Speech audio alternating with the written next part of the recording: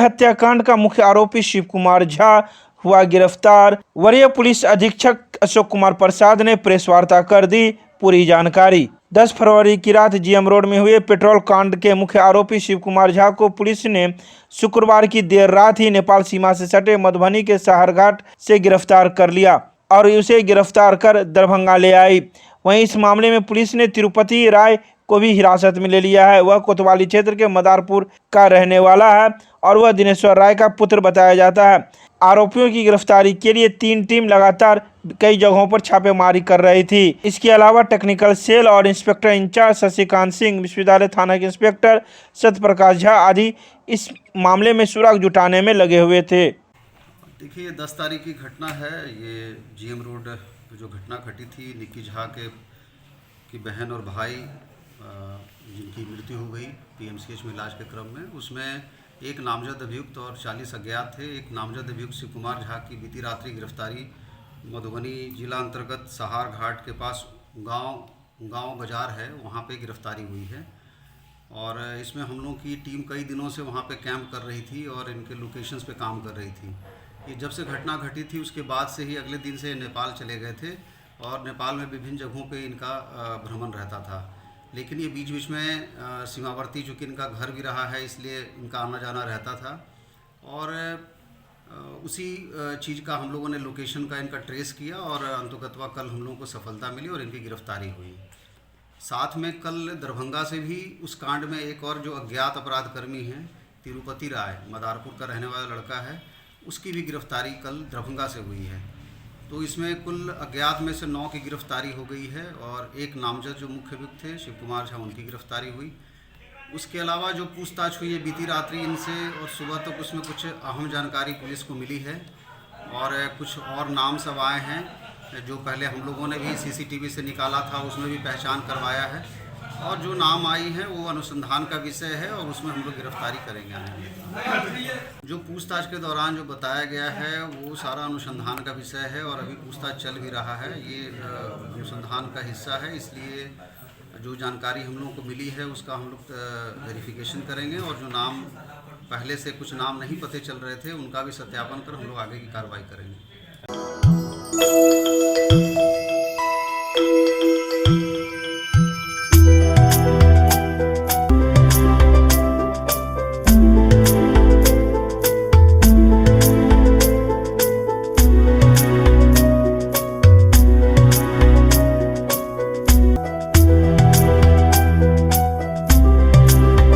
दरभंगा के DAV public school में बच्चों के बेहतर जीवन और उच्च मानसिक क्षमता का विकास करने हेतु 3 दिवसीय काउंसलिंग कार्यक्रम का किया गया आयोजन। शनिवार को समाप्त हुए इस कार्यक्रम में प्रख्यात मनोविशेषज्ञ मनुकुल का स्वागत करते हुए विद्यालय की प्राचार्य श्रीमती सविता ने कहा कि कोरोना महामारी से हम सभी गंभीर रूप से प्रभावित हुए हैं। एक तरफ जहां कुंठा और अवसाद ने हमारे जीवन को घेर लिया है, वहीं बच्चों में भी सकारात्मक भावों की अत्यंत कमी देखी जा रही है, जिससे बच्चों की शिक्षा और स्वास्थ्य भी बुरी रूप से प्रभावित हुआ है।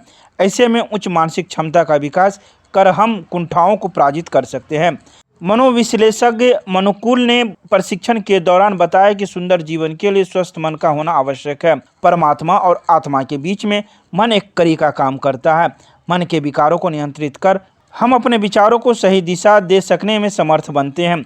जिन बातों को हम निरंतर सोचते रहते हैं वही हमारी अवचेतन मन में घर बना लेता है और निरंतर हमारे विचारों को प्रभावित करता है। तो वहीं इस 3 दिवसीय कार्यक्रम में शिक्षकों के लिए भी अलग से प्रशिक्षण की व्यवस्था की गई थी। इस प्रशिक्षण के द्वारा माध्यमिक कक्षाओं के लगभग 400 बच्चों समेत सभी शिक्षक शिक्षिकाओं ने लाभ उठाया। रोटी सोटी की नई पेशकश अब एक नए अंदाज में आपके शहर में रूफटॉप रोटी सोटी अशोका कॉम्प्लेक्स, राजकुमारगंज, दरभंगा। एक बार जरूर पधारे। हमारा संपर्क नंबर है 8084286455 और 8298542000। बाल संरक्षण को लेकर हुई बैठक दरभंगा के अम्बेडकर सभागार में जिलाधिकारी राजीव रोशन व जिला परिषद अध्यक्ष रेणु देवी की संयुक्त अध्यक्षता में जिला बाल संरक्षण समिति, मानव व्यापार विरोधी समिति, चाइल्ड लाइन एडवाइजरी बोर्ड व बाल कल्याण समिति की त्रैमासिक समीक्षात्मक बैठक आयोजित की गई। बैठक में बाल संरक्षण से संबंधित जिले के विभिन्न स्टॉक होल्डर के साथ मैराथन बैठक में बाल संरक्षण से संबंधित विभिन्न मुद्दों यथा किशोर न्याय परिषद में मामले की स्थिति, बाल कल्याण समिति, पर्यवेक्षणगिरी, बालगिरी, विशिष्ट दत्तक ग्रहण संस्थान के कार्यों की समीक्षा तथा गैर संस्थागत संचालित विभिन्न योजनाओं यथा परवरिश योजना, बाल सहायता योजना, पीएम केयर फंड्स, प्रायोजन एवं देखरेख योजना, स्ट्रीट चिल्ड्रन योजना आदि के साथ साथ पुलिस विभाग, शिक्षा, स्वास्थ्य, आपदा आदि के साथ समन्वय पर विस्तृत चर्चा की गई।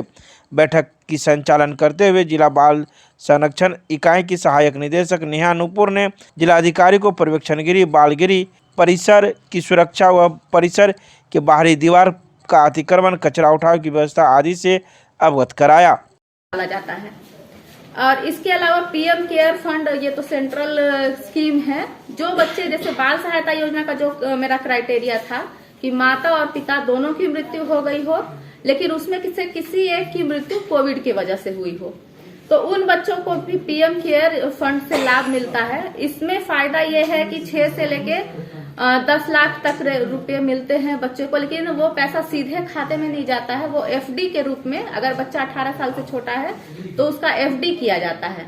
और 18 साल का जब वो होता है, 18 से 23 साल के बीच में, उस एफडी के इंटरेस्ट से वो अपना काम की तलाश कर सकता है या फिर पढ़ाई या आगे अगर उसको कुछ काम करना है उसके लिए यूज होता है। 23 साल का जब हो जाएगा वो पैसा उसको पूरा का पूरा मिल जाता है। और इस बीच में उसके पढ़ाई लिखाई पे जो खर्च होता है या और भी कोई अगर खर्च है तो वो सरकार बियर करती है। इसके अलावा एक और योजना है प्रायोजन एवं देखरेख योजना, जिसको स्पॉन्सरशिप स्कीम भी कहते हैं। इसमें भी मेरा वही 0 से 18 साल का क्राइटेरिया है, और लेकिन ये वैसे परिवार के लिए है जो बीपीएल में हो या फिर जिनकी वार्षिक आय 60,000 रुपए से कम हो। इसमें भी 3-4 कैटेगरीज हैं। पहला कैटेगरी है कि सिंगल मदर का अगर बच्चा हो, महिला या तो तलाकशुदा हो या पति की मृत्यु हो गई हो या परित्यक्त महिला हो, उनके बच्चों को इसका लाभ दिया जाता है।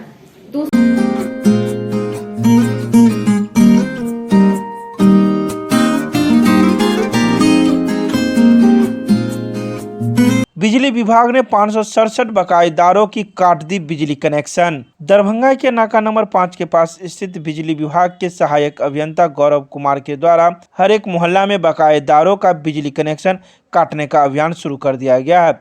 इस माह अभी तक विद्युत आपूर्ति अवर परमंडल दरभंगा शहरी के अंतर्गत कुल 567 बकायेदारों के उपभोक्ताओं के बिजली कनेक्शन काटा जा चुका है, जिस पर कुल 76 लाख रुपए बकाया था, जिसमें विद्युत आपूर्ति प्रशाखा दोनार के तहत 205, लालबाग में 153 व बेला प्रशाखा में 209 बकायेदारों की बिजली काटी जा चुकी है। वहीं अभी तक 277 उपभोक्ताओं ने बकाया जमा कर अपनी बिजली जुड़वा लिए हैं।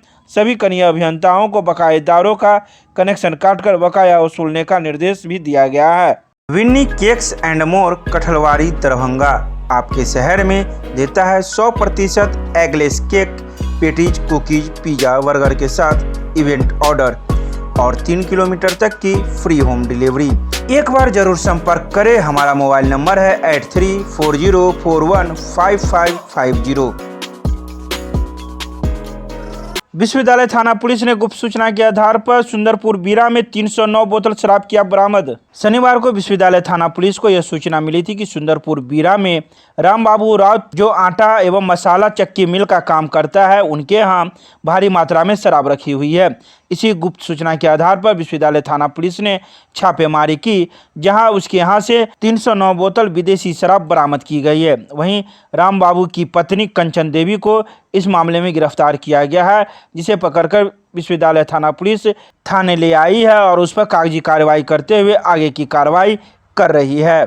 Prime hospital and research centre advance urology, laparoscopy, एवं gynaec centre, bus stand, Delhi मोड़, NH57 मखाना अनुसंधान केंद्र के सामने, दरभंगा। हमारे यहाँ किडनी की बीमारी, प्रोस्टेट, पथरी एवं यूरोलॉजी की अन्य बीमारियां तथा यूरोलॉजी का, कैंसर का आधुनिक जांच, इलाज एवं सर्जरी की पूरी व्यवस्था है। साथ ही यहाँ पर लेप्रोस्कोपी एवं लेजर के द्वारा सर्जरी की जाती है। यहाँ है 24 घंटे गायनोलॉजिक्स की उपलब्ध, जहाँ जच्चा और बच्चा का सारा इलाज जैसे कि नॉर्मल डिलीवरी, सिजेरियन, बच्चेदानी का ऑपरेशन, नवजात बच्चे के लिए NICU, ICU की सुविधा उपलब्ध। डॉक्टर से संपर्क करें हमारे इस नंबर पर। हमारा नंबर है 9693233093 और दूसरा नंबर है 7700823893। दरभंगा के GM रोड में MSU के द्वारा तीसरे दिन भी अनशन रहा जारी। 10 फरवरी की रात GM रोड में भूमाफियाओं के द्वारा एक घर पर बुलडोजर चढ़ाने एवं पेट्रोल छिड़ककर आग लगाने में 3 लोगों की मौत से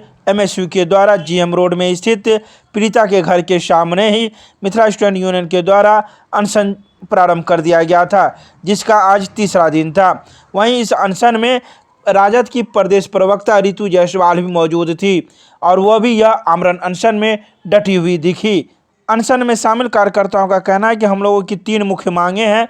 संलिप्त वरीय प्रशासनिक पदाधिकारी समेत सभी अभियुक्तों की गिरफ्तारी हो, पीड़ित परिवार को सरकार जिम्मेदारी लेते हुए 25 लाख रुपए मुआवजा दे, घटना के दोषी को स्पीडी ट्रायल के तहत शीघ्र फांसी की सजा हो। तो वहीं दूसरी तरफ तीसरे दिन अनशन पर बैठे कार्यकर्ताओं की हालत नाजुक बताते हुए डॉक्टरों ने उसे DMCH रेफर कर इलाज करवाने की नसीहत दी, लेकिन अनशन पर बैठे अनशनकारी आमरण स्थल से उठने से मना कर दिया। इस अनशन में सैकड़ों लोगों ने आज भी अपनी सहभागिता निभाई और न्याय की लड़ाई इसी तरह चलते रहने की बात कही गई।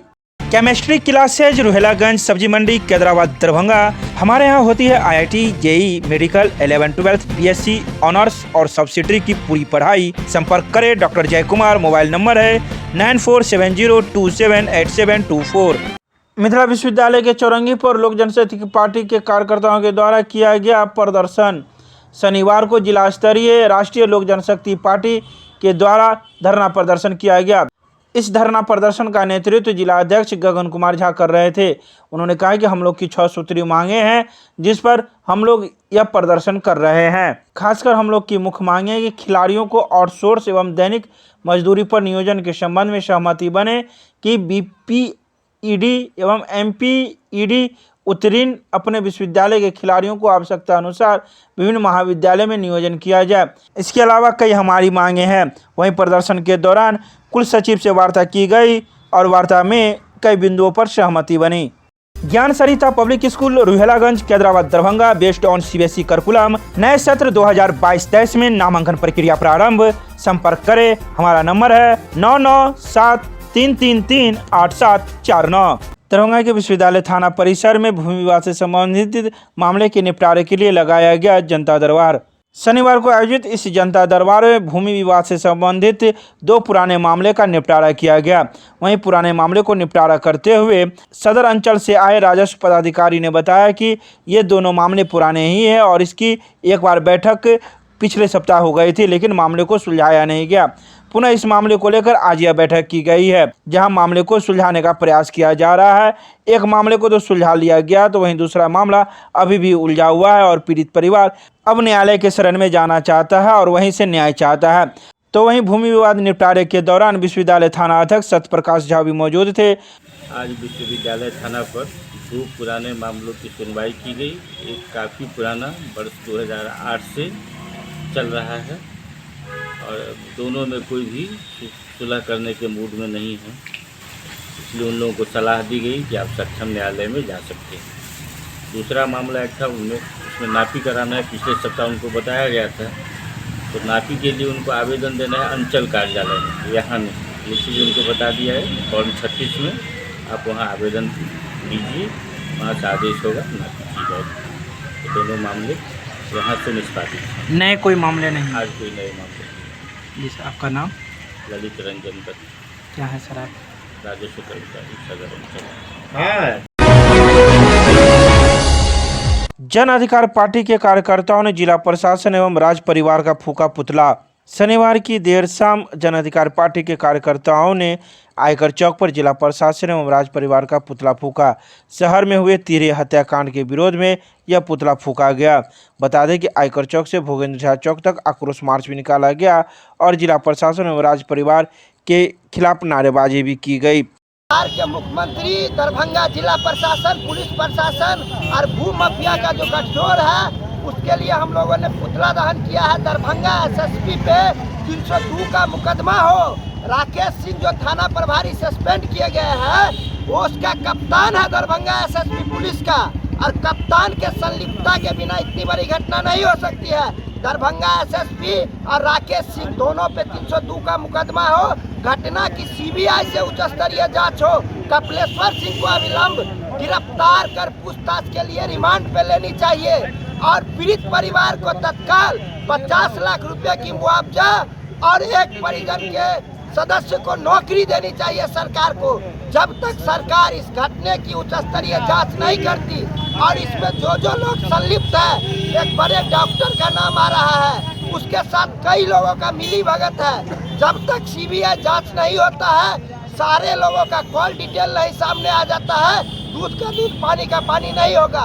और हम आपके माध्यम से बता देना चाहते हैं, जब तक परिजनों को न्याय नहीं मिलेगा, इस लड़ाई को छोड़ने वाले नहीं है। हम लोगों ने घटना के दिन से आंदोलन के माध्यम से लगातार मांग कर रहे हैं न्याय का, और पीड़ित परिवार के संपर्क में भी है।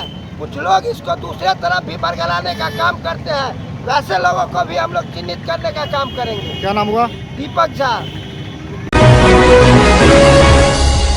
मधुबनी से चोरी की गई बाइक बरामद, चोर हुआ गिरफ्तार।